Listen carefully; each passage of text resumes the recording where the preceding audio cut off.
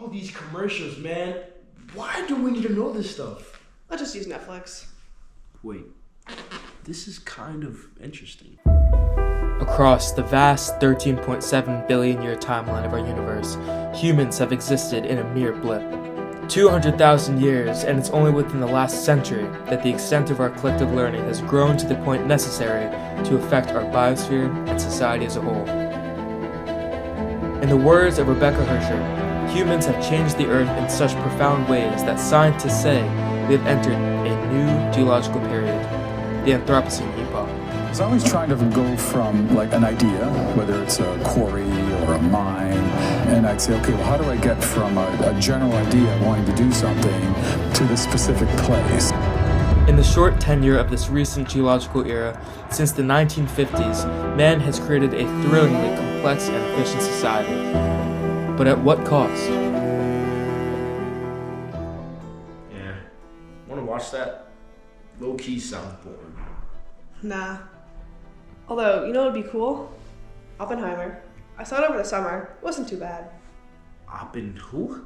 Oppenheimer. Here, let's watch the trailer.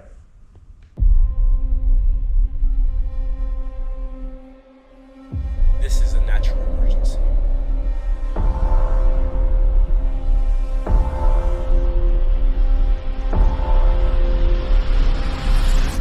This is a race of humanity. Man's consumption of resources has created an era of environmental destruction, unprecedented in human history. Nuclear testing, increased non-renewable energy usage, and population growth, slowly but surely affecting the biosphere, killing our planet.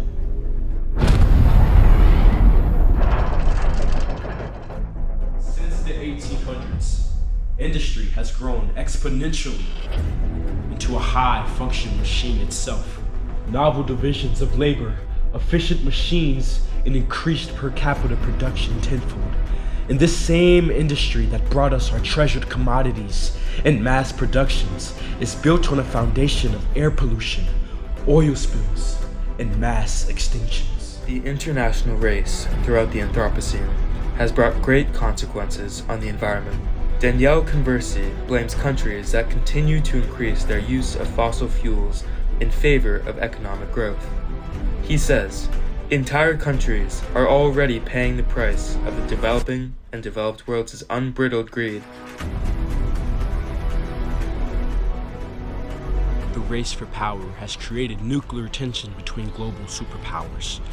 We have avoided total fallout, but not for long. Nuclear testing has released radionuclides into the biosphere, polluting everything it settles on. These have impacted the Earth's strata and human health. We live in a world that awaits pure destruction like a bomb.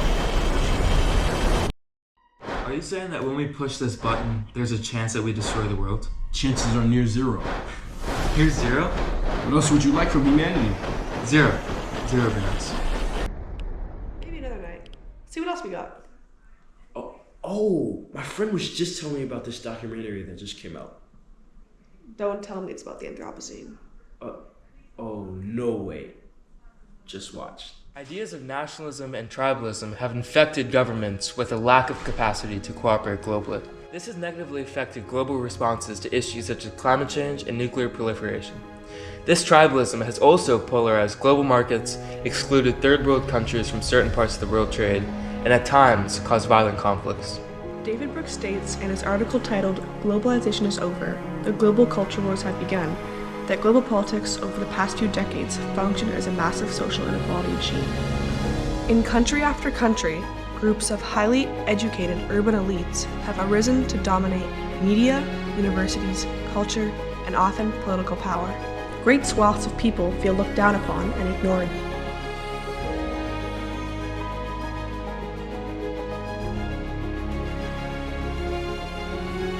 Alright, scratch that. We're running out of films here. Yeah. How about this one? Good afternoon. I'm Leslie Stahl. And I'm Bill Whitaker. Wait, you're Bill Whitaker. Oh. I'm Leslie. Anyways, today on 60 Minutes, we'll be exploring the effects of wealth inequality as a result of the increasing polarization of the modern economy. The polarization of the modern global economy has acted as a catalyst for social and economic inequality. As wealth creation and inequality are both increasing exponentially, governments worldwide need to step up and regulate the global free market in a way that benefits all people, not just those living in wealthy nations.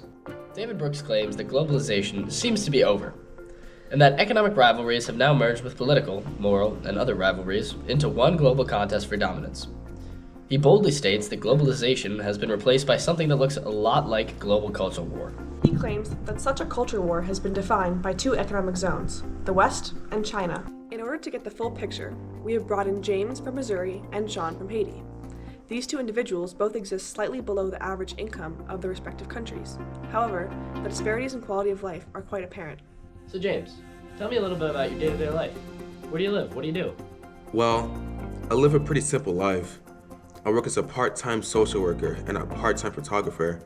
I live with my wife, our kids, and our cat in a 2-bedroom house just off the main road. It's not much, but it's all we need. Running water, a gas stove, plumbing, electricity, you name it. And what about you, Sean? What's life like in Haiti? Because of an earthquake back in 2010, my son and I have been displaced to a refugee camp where we live in a tent. We live a happy life, but until I can afford a new house, we will remain here.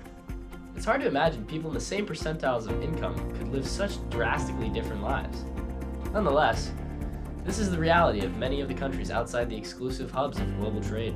Poverty rates and GDP are closely related.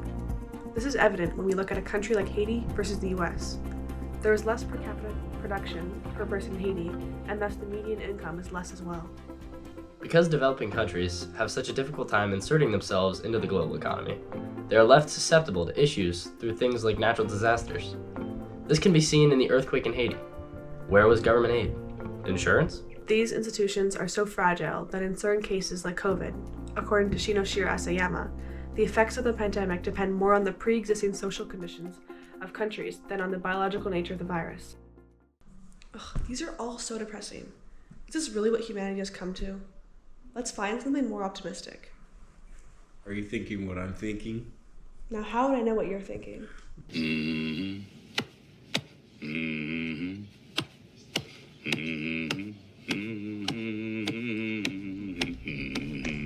Now, the Anthropocene, the new epoch, some would say, has seen the good, the bad, and the ugly in our new world. See, the global economy has experienced extreme growth through my little buddy capitalism. You know the guy? Not just any capitalism, though. Industrial capitalism. My friend, according to Yuval Harari, for better or for worse, in sickness and in health, the modern economy has been growing like a hormone-soused teenager. Hey, you, come with me. Take a look at this pyramid, will ya? What do you see? I'll tell you what I see. I see money. The towering superiority of the free market, laying on the foundation of the credit system. In the modern day economy, my buddy John Green calls credit the glue that holds societal orders together. Come here. Sit down. Closer. Sell me this pen.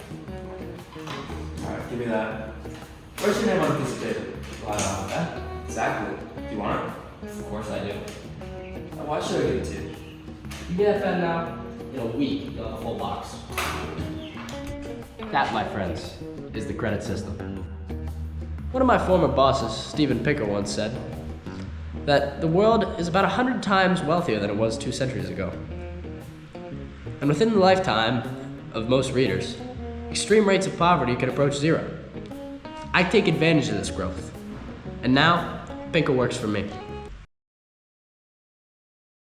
Why is it taking it so long to load? I don't know, the internet's been weird this whole week. It's probably just buffering again. I've always wondered how the internet was invented. Better yet, Zoom. Morning. I like your background. Thanks. I found it online somewhere. How you doing, Bob? Everything's all right. The internet has made it all the way to Pittsburgh. Congrats. But the internet's been around for some time now. Nice seeing everyone here. I hope you're all liking this new app, Zoom. Seems to be working pretty well, but I must say, you made such a great design and gave it the most elementary name. Doesn't matter what the name is. What matters is the power of what the software program can provide for the people. He's right, Vint. Even in the famous book, The Invention of Yesterday, Tamim Mansouri says, the machines that came to frame human life, organize human institutions, shape human values, permeate the human psyche, and even alter human biological functions. I guess you all are right. The advantage of technology has created a global connectivity for all of us. Me being one of the founding fathers of the internet, of course, it's been developing all over the world. Vint, with all due respect, we each had some part in that. You, Bob, and I. We collectively learned how to utilize various tools to essentially reshape the way humanity connects with one another. You know, it's truly remarkable how just recently in human history, our world has gone from 4 unique world zones to almost 8 billion people being united by technology. Global connectivity is certainly an outstanding facet of the epoch we have found ourselves in. Artificial intelligence is the future that our modern society has recently entered. One of the fruits of our rise of technology is the human-like ability for a machine, which was once the star of the Industrial Revolution, to think on its own. Humanity is already seeing a change in lifestyle just by this new technological advancement. As stated by Brookings.edu, the world is on the cusp of revolutionizing many sectors through artificial intelligence, but the way AI systems are developed need to be better understood due to the major implications these technologies will have for society as a whole. According to simplylearn.com, as the future of AI replaces tedious or dangerous tasks, the human workforce is liberated to focus on tasks for which they are more equipped, such as those requiring creativity and empathy. People employed in more rewarding jobs may be happier and more satisfied. The world is forever changing with the human abilities of the machine. Through AI, many possibilities are opened up for humanity well into the future. Through awareness and correct usage, the number of opportunities are endless. After watching all of those different trailers and stuff, I kind of want to go outside or something. Pick up trash? I don't know. Yeah, you honestly have a point.